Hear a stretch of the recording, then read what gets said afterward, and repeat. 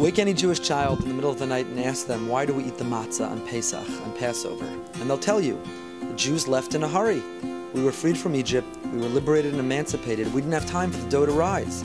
So therefore we commemorate this experience, this historical event, every year by eating the matzah. There's only one problem. If you look in the Torah, if you look in our Chumash, you'll see that before they ever left Egypt, God already instructed Moshe, when you will leave, you will commemorate this experience each and every year, and the way you will commemorate it is by eating matzah. So matzah was already designated as the recipe, as the food that would commemorate and symbolize the Exodus, even before we left in such a hurry or a rush. There's something intrinsic about matzah and freedom. There's some connection between our consuming this cracker-like food for these days of Pesach and our reliving the experience of liberating ourselves from slavery. What is it? Why are we eating the matzah? If you think about matzah for a moment, you compare it to bread, you'll recognize that it is only one difference. It's made of the exact same ingredients, flour and water. It's baked in the same way. You mix it, turn it into a dough, roll it out, and place it in an oven. It engages heat, and therefore it cooks, it bakes. There's only one difference between matzah and chametz, and that difference says everything about freedom. The difference is time. If you allow the dough to rise, it balloons, it inflates. Symbols of procrastination, laziness, ego, arrogance. And when you cook the matzah, when you bake it with alacrity and zeal and enthusiasm, when you rush and you're quick to get it in the oven and to bake before time can have its impact, then the result is the bread of our ancestors. The result is the symbol of our freedom. The result is matzah. Matzah is the ultimate symbol that time represents freedom. The difference between a slave and a free person is control over their time. But Soloveitchik points out that when the Jews left Egypt, the very first mitzvah, the first commandment we were given in the desert, was the commandment of Rosh Chodesh, of establishing the Jewish calendar. That we control and we manipulate time. Based on the testimony of two witnesses who see the new moon and come before the Beis Din, the Jewish court establishes the calendar and by virtue, by extension, decides when the holidays will be. Yom Kippur may be the holiest day of the year, but God doesn't designate when it falls. We, man, do. Why is it the first mitzvah? Rosh Chodesh, time, the calendar. Is this really the first mitzvah? Is this the most noble commandment? Is this the most uplifting or spiritual the Jews could engage? Said Rabbi Soloveitchik, absolutely yes. The difference between a slave and a free man is our control, is our ability to manage our time.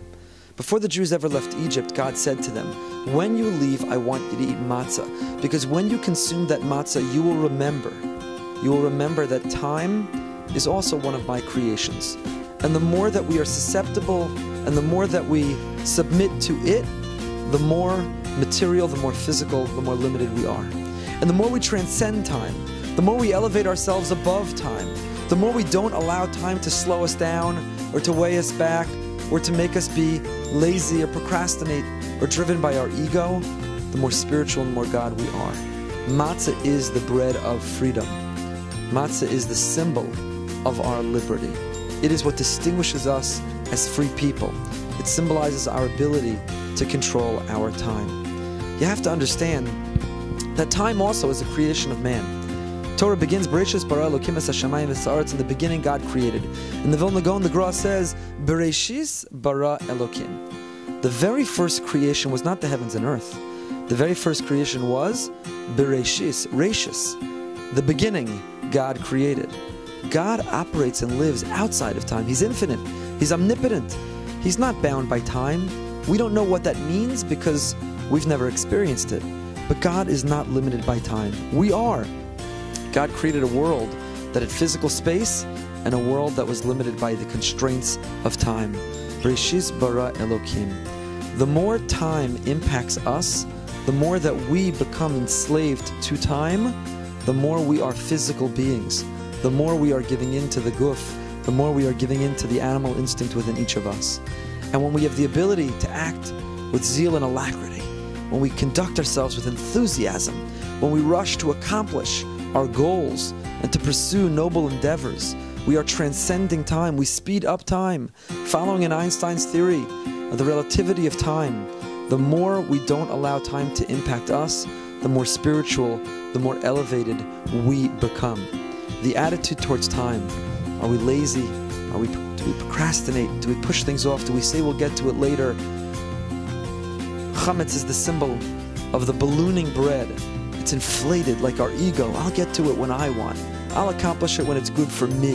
I don't feel like doing it now. But if we view our lives as being in the service of the Almighty, if we see ourselves on a sacred mission, if we see that we have missions to accomplish in our life, there's no time to waste. Every moment is precious. Every second is invaluable.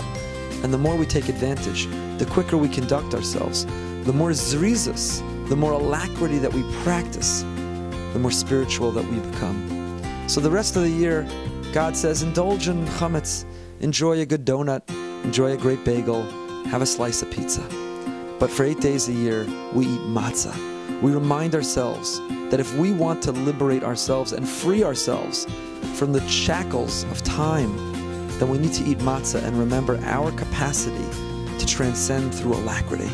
By practicing zrizos, by being zrizim makdimin lemitzvos, by pursuing all of our goals with enthusiasm and with zeal, we can transcend the physical limitations of time and truly transform ourselves into free and spiritual people.